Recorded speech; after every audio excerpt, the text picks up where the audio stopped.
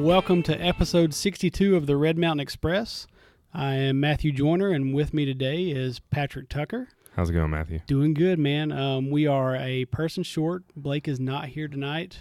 He's in the great state of Florida today. Off gallivanting around, doing who knows what. Probably playing golf. Working hard. So we miss him, but he'll be back next week. We hope. We think. So anyway, let's get right into the news. First thing I want to talk about is Birmingham is going to get a minor league basketball team. Yeah, so we have a new G League team coming. Which I didn't know there was such a thing as G League until I saw this story. So I've at least heard of the G League teams, the development league for the NBA. So this is essentially minor league basketball. They're, I think, now going up to 28 teams, and they chose Birmingham as their New Orleans Pelicans affiliate. Is that right?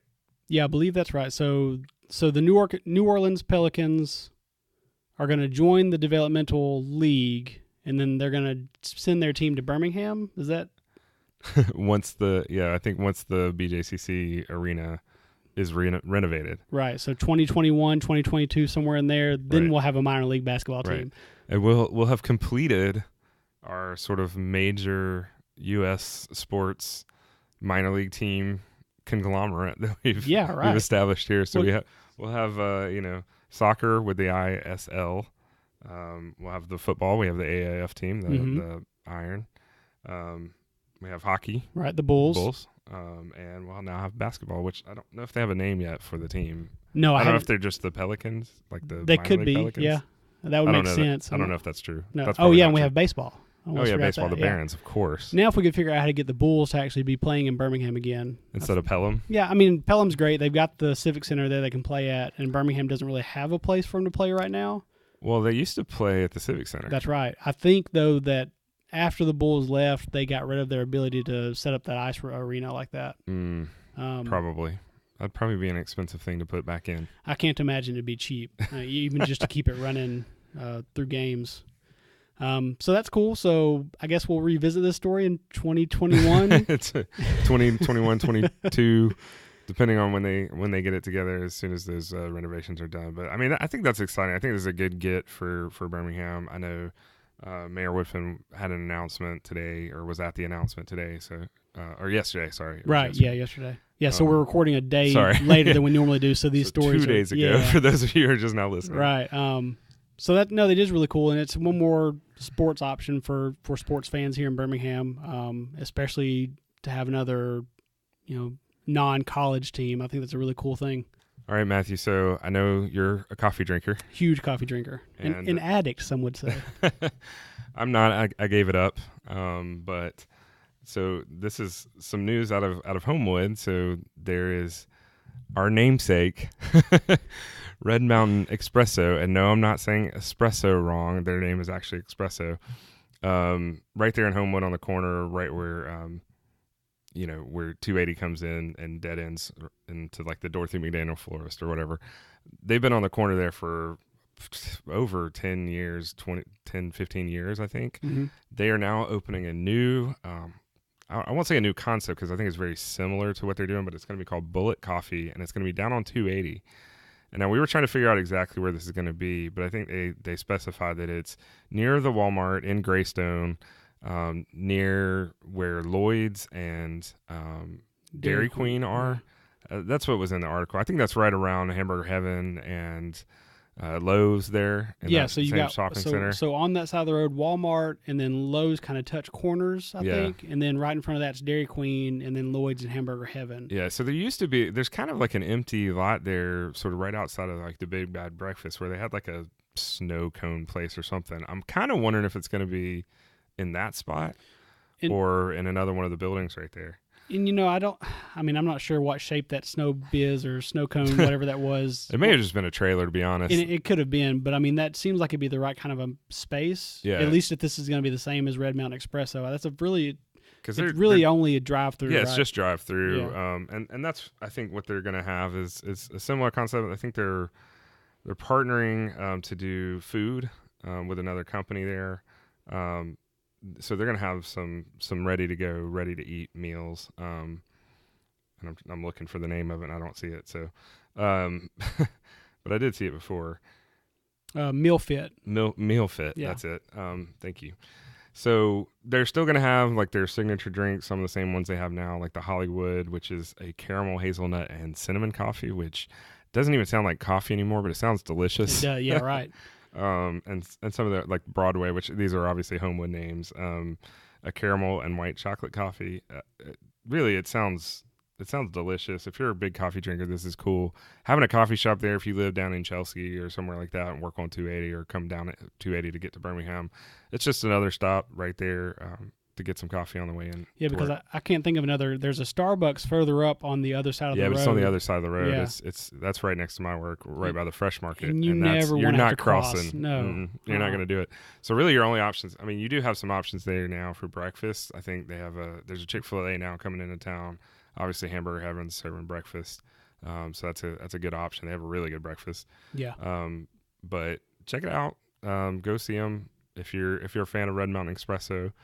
Then maybe this will be good for you. And I don't know if you mentioned it, but they do say that their estimated completion date is going to be November 13th, with an opening date around late November. If they're doing it that fast, it seems like they're going into an existing space. Yeah, or maybe they're just putting a trailer on on that spot and going with it. So in other news, Amazon is expanding its Prime Now grocery delivery service into 10 new cities, including Birmingham. That's awesome. Yeah.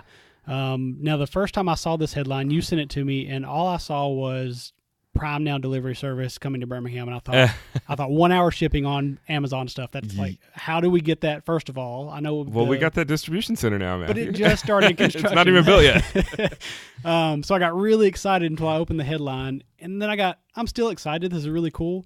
I'm a little bit less excited. Yeah, but look, if you need really expensive eggs or something, or some non-GMO grain-fed meat in a hurry, right? Now you can get it delivered to your door in less than an hour. Which I think this is awesome. So, have you ever used any of the grocery delivery services like Shipt? We've used Shipt a ton. Okay, yeah. We used to use. We tried Shipt. I think we used Instacart for a while. These are great. I mean, they're lifesavers. If you are sitting at home, you've got a sick kid or something, and you need food or medicine or something. I mean, or let's just be real, you're just feeling lazy. Yeah, or you just don't want to go anywhere and put pants on. Yeah, I recommend putting pants on when you answer the door. But yeah, they're great options, and it really is convenient. I haven't seen anything about pricing as far as like markup on Prime Now for Whole Foods. Have you?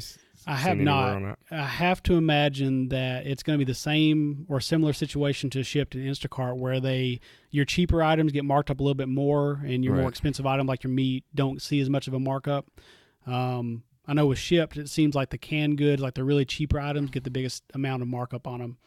But I think this is an interesting business model because, I mean, Shipt, now they're bought by Target, so Target's making money off of the products they sell, but their original business model, which was working, obviously, was to just make the money off of the delivery service. So there's a membership fee and a markup. Mm-hmm. And with Amazon, I mean, they're making the money off of the Whole Foods stuff. So and I assume this comes with your bundled with your Prime membership. I'm not positive on that. The Biz Journal's article here doesn't mention it, and I did not fact check myself. Okay. But you're right. So with Shipt, for sure, they're owned by Target now, but they're still doing groceries out of Publix, Target, Costco. In other regions, you have Myers and H-E-B. Mm-hmm. And you're right. I think the biggest amount of their money comes from the subscription fee and then a little bit of the markup. So I just checked real quick. It looks like it's with 2 hour delivery, it's free if your order is over $35. Okay. With the 1 hour delivery, there's a $7.99 fee. Okay. So that's not too dissimilar from Shipt. With Shipt, if you're under $35, I think there's an extra fee. It says there's no additional cost if you have a Prime membership. Okay. So interesting. Yeah, I mean. But this is just for Whole Foods, which is also limited. Interesting. It limits it, but I know that Whole Foods is owned by Amazon now, or they're just partners. No, they're owned. They're owned by. Them. Okay. Yeah. So you can see an obvious business relationship there. Now, for me, looking at this, I think the reason why maybe I'm not as excited about this is the fact that we do have Shipt. Shipt is a Birmingham-based company, and I have more options for stores where with this you only have Whole Foods. Right, but for a lot of people, Whole Foods is not very convenient. Going down 280 is or out to the Galleria is maybe not the most convenient thing. So for folks living in the city or living in maybe Homewood or somewhere like that, that's not really ready to drive down 280 just to go to Whole Foods, I could see this being a big win for those people. And especially if there was something you knew that Whole Foods had that you couldn't get somewhere else. Right. So that is a good thing to note. Now, I hope this lays the foundation for prime 1 hour delivery of. I'll take 1 day delivery at this point. I think we'll get that. I hope so. Or the distribution center. My Amazon Prime 2-day deliveries don't seem to be really making that 2-day mark anymore. No, not even close. It's 2-day shipping. Yeah, okay. So, all right. So technically, the fact that it takes them 3 days to ship it and then it comes in 2 days, yeah. I needed this in 2 days. Right. So Tanvi Patel told Birmingham Business Journal, he's the head of the business development for Prime Now, told them that today we're excited to reach customers from Centerpoint and Grayson Valley in the north, past Hoover in the south, and from Fairfield and Midfield in the west to Leeds in the east. Dude, so that's a big area. That's what I was about to say. That gives you an idea of like how big of a footprint they're looking at with only, at least to my knowledge, only 2 Whole Food stores in this area. Yeah, there's only 2. So that's a really big footprint. Yeah, I mean, especially for folks out in Leeds or I mean, that's great. Especially if you've already got a Prime membership, I think it's probably a pretty sweet deal. It's like I would definitely pay a few extra dollars to not have to drive down 280 to go get or even groceries during business hours, like actually going out to Hoover. Sometimes that traffic there on 31 and Lorna gets pretty backed up. Yeah. So regardless, we've got Instacart and Shipt here too, but there's nothing wrong with competition. No. I think competition in this area is good for all the businesses involved. Hopefully it helps spur them on to do different things and try more exciting business maneuvers. So we'll see how that goes. Yeah, that should be good. So in city council news, Birmingham City Council voted, actually they split a vote 4-4 on providing $1 million towards a $5.6 million campaign to build a new emergency shelter for Firehouse Ministries. So I don't know why I struggle so bad saying that. Sometimes words are hard. Are you familiar with the current Firehouse location? So I'm not exactly sure. It's downtown. I know that. If you're coming down 65 and you get off on 3rd Avenue North and you're just coming down, I think it's maybe like 3 or 4 blocks down from the 65 exit. Okay. It's right there on the right. In the morning, if you're going into work, there's always some men standing there outside. Mm-hmm. It's been there forever. I know I think they have bed space for around 50 or so. And it's an older building. I'm not sure how old it is, or I've never been inside, so I don't even know what shape it's like inside. But I know that Firehouse Ministries has been working on trying to get a new shelter up and going for several years now. Right. So it's kind of disappointing to see that this went to a vote. They only lack $1.4 million towards that $5.6 million campaign.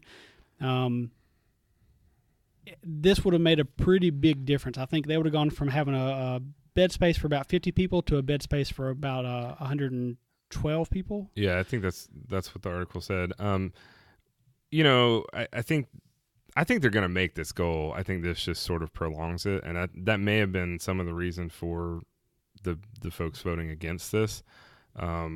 It sounded to me like I think the quote from Ann Riegel is that they will now turn their attention back to the community and ask the community to help finish funding this, which I think is a great cause. I'm a little, like you said, I'm a little surprised this didn't pass because it seems like providing bed space for folks that are homeless. I don't see anything wrong with that. Right. And so in Birmingham especially, I think this is the only men's homeless shelter. We've got several women's shelters and women and children's shelters. This is the only one available, for men. So that's a big deal in itself. Now, Biz Journals reported that the vote was split with Valerie Abbott, Daryl O'Quinn, William Parker, and Hunter Williams voting for, John Hilliard, Stephen Hoyt, LaShonda Scales, and Sheila Tyson voting against. And then they also linked to a Fox 6 News article where they cited the counselors, or at least some of the counselors, voted against this proposal due to some discrimination allegations against the shelter. I'm unfamiliar with those allegations. Of course, Firehouse Ministries has denied them, Sure. But I couldn't actually find record of what those allegations were. Yeah, I mean, obviously, if discrimination is happening, that's very bad, and Right. that would explain voting against it. So,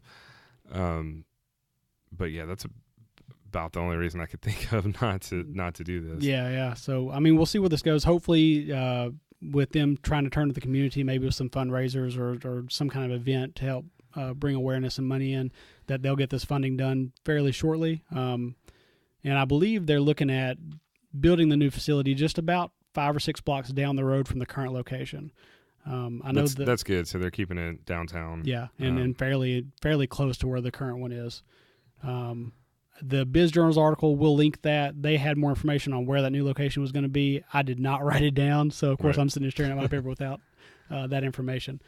And finally, I think maybe not bigger news, Sloss Fest is no more. If you're hearing this for the first time, I'm very sad to report that the organizers of Sloss Fest, which is Red Mountain Entertainment, not affiliated with us, just named after the same mountain, has decided to end Sloss Fest. If you were a fan of Sloss Fest and you went this past year, you know they had a lot of challenges. There was obviously inclement weather, and they did a very poor job of organizing people at that point, letting them know when things were going to be back on and off. Communication, I think, overall was really, really poor. And a lot of people were very upset about it, asked for refunds. And, you know, the sort of response that they gave consistently was, we hear your complaints, we're working on it. And apparently they just decided to give up working on it. I don't know all the reasons behind this, but I'm very disappointed to hear that their ultimate solution was just to end the festival. Right. Yeah. This was their 4th year running. They've been going since 2015. I've only been once, and the lineup was amazing. Like for all 4 years, every time I looked at the lineup, of course, the last 2 years we've talked about the lineup here on the show. They managed to get some really big names. I mean, great lineups. Yeah. I mean, as far as summer festivals go, I think they probably had one of the best lineups. I know I had friends coming into town from Atlanta and other cities just to go to this event, and I was constantly impressed by their lineups. I mean, their ability to pull in names was fairly spectacular.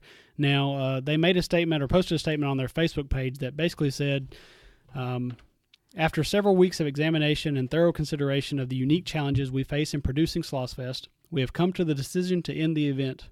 This decision was not made lightly, and the team of people behind this festival are as disappointed as anyone. It has been a labor of love, and we are extremely proud of what we were able to accomplish during our 4-year run. We would like to thank our sponsors, vendors, and all the fans that have supported us. Thanks for the memories. And that was it. That's rough. I mean, lacking a better explanation of why, like, could you not financially make it work? Did you think people weren't going to buy tickets anymore because of the sort of backlash from the past years? I'm sure there were other reasons other than just, logistics. Yeah. You know what I mean? I don't feel like, because you did it successfully for 3 years and then you had a bad year. Yeah, one bad year. Right. So why, without other now you brought up a good point, which was Red Mountain Entertainment has been sold, right? Yeah, or so purchased. Let's step into the realm of almost complete speculation based on nothing but some wild ideas. No factual information So at all. note that. We reported on it. No, we didn't report it. We talked about it amongst ourselves. We didn't actually talk about the story on the air. Red Mountain Entertainment, which was a venue promoter, concert promoter here in Birmingham, they were sold to Live Nation back in June of this year. Now, Red Mountain Entertainment, with AC Entertainment and Venue Management, were the 3 companies that produced Sloss Fest. And I believe that Red Mountain was the bigger name there, probably the bigger backer. Now, with Red Mountain Entertainment being sold to Live Nation, maybe after all of this bad press during this last run, I wonder if Live Nation didn't just decide that it wasn't really worth maybe the potential liability there. Right. Plus, I can't imagine how much money they were spending on some of these names for that lineup, or how close they came to making an actual profit once all the ticket costs were taken into account. I mean, my guess is that, I mean, I don't think they put on these shows without sort of knowing that they're going to make money. I think they probably made money. The tickets were certainly expensive enough, but I think a good value for the lineup that you absolutely. got. If you try to go to the concerts for all those people, concert tickets, man, they've gone up a lot. It's insane. And with all of the logistic challenges of trying to put on a show, I totally understand that. And getting those big names in, I totally get it's a challenging thing. I just still feel like this is kind of a cop-out to just be like, yeah, we're done. I agree with you. It's got to be. It certainly seems like a cop-out, but if it weren't for financial reasons, I don't know why they would refuse to do it another year. I would be pretty shocked if somebody didn't try to come in and do something similar very soon. Well, yeah, and so, I mean, on that note, Sloss Fest really came in after City Stages disappeared. So you've got to think there's obviously a market for it. If you are a company that has the ability to get funding and bring in some of those bigger names, I think you're going to get ticket sales. Yeah, I agree. I think Birmingham has a good fan base for a lot of up and coming music acts, those big names out there. I think we're a pretty musical city overall, and we're in a great location surrounded by other big cities that people will come from. Exactly. So yeah, it's. I think it really opens the door for Mayor Woodfin to bring back City Stages. You know what? Mayor Woodfin, if you're listening, you heard that idea here first, hopefully. I think people have been asking for it. I don't know that City Stages will ever be what it was before. It was huge. It was a massive, massive undertaking and was never really profitable for the city. Right. Not that it necessarily needed to be, because it was a great event. It brought people to our city, and it was good for our city. I think I loved going. But, I think this opens the door for some sort of opportunity, even maybe a scaled down sort of City Stages type event in the summer. I wish they'd stop doing these things in the summer. I don't know why. Right. I like if we could get one like in the spring, like a spring festival or a late fall show. Yeah, I mean, I know the weather's unpredictable no matter what you do. This is Alabama. But man, Sloss Fest, like that was my biggest drawback from going to Sloss Fest is like it's going to be 150 degrees out there and standing on the concrete or asphalt or whatever out and there. Unless you wanted to pay for VIP tickets, there was no shelter really from the sun. No. And the VIP tickets were quite expensive. Insanely Probably expensive. worth it. Again, very much. I think they were priced correctly because I would have paid for them. But it's not something that everybody has that kind of money to throw down on like that. Now, bringing up City Stages, I do also wonder, that's been a few years since that was around, and I think Birmingham has changed a pretty good bit since we had City Stages in terms of the types of entertainment areas we have around that could help maybe host or help have something like that. Yeah, I mean, here. There's so much more going on downtown now. I mean, I remember going downtown to City Stages and like literally there was nothing going on. I mean, obviously they shut down everything in the middle, but it was just office buildings. There was almost no restaurants downtown. There was no other things going on downtown. So now you've got Railroad Park, you've got the stadium, you've got, I mean, that area could be great for doing something like City Stages. Yeah. You've got Sloss. That's another option. So, I mean, I think there are a lot of options. I think there's so much going on downtown now. I think it would be a cool idea to bring it back. Yeah, and I think it's a matter of when, not if. So it'll be interesting to see what happens with this and who decides to step in and fill this void. So until that happens, we will keep our ears to the ground. So let's take a quick break and hear our message on Greek gods from Reckon, and we will be right back with the rest of the news and events in Birmingham this week. Don't miss Greek Gods, a new narrative podcast from our friends at Reckon Radio. Greek Gods is an examination of the Machine, a secret society that has been described as the most powerful fraternity in America, with tentacles reaching to the State House, Washington, and beyond. It's hosted by Amy Yurkinen and 2018 Pulitzer Prize winner John Archibald. You can find it on iTunes, Google Play, or your favorite podcast service. Just search for Reckon Radio.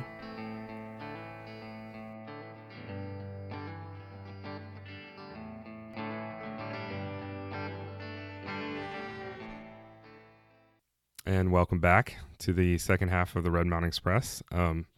Matthew, you've had a busy day, buddy. I'm tired. Yeah. So tell everybody who's listening what you were doing today and why you were doing it. So I put a almost 400 miles on my truck today, driving from Birmingham to Auburn and back. So we mentioned it last week during the show that we had participated in a little Q&A session with a journalism class at Auburn. And then we were also invited to participate in a panel discussion there for their J-Day event. Of course, you and Blake were busy and couldn't make it. Yeah. But I traveled down to represent us at the greatest university in the nation. I question that second part, but I do appreciate you representing us. No, yeah, it was great. Seemed like a good time. Tell me what you did down there. I showed up at about 10 or so. I think they got started this morning about 9 with a keynote from John Archibald. When I got there was a panel happening. I showed up a little bit late for it, so I kind of waited and drank some coffee. I got to sit in on the next panel, though, and that was with Mike Oliver and John Archibald from Mail.com with Andrew Yawn from the Montgomery Advisor.